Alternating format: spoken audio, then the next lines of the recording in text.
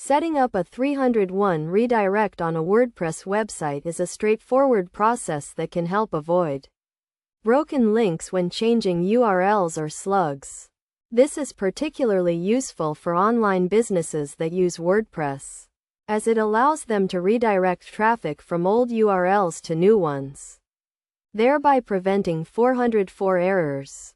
The process can be handled within the WordPress admin dashboard, and one common method involves using a plugin called Redirection. To install this plugin, go to the Plugins section. Click on Add New Plugin and search for Redirection.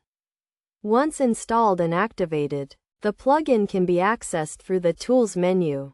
The initial setup process allows the plugin to automatically configure some redirects, and then you can set up new 301 redirects by entering the old URL and the new URL you want to redirect to. This is done by clicking on Add Redirect, which will then redirect any traffic from the old URL to the new one, helping to prevent 404 errors and ensuring a smoother user experience.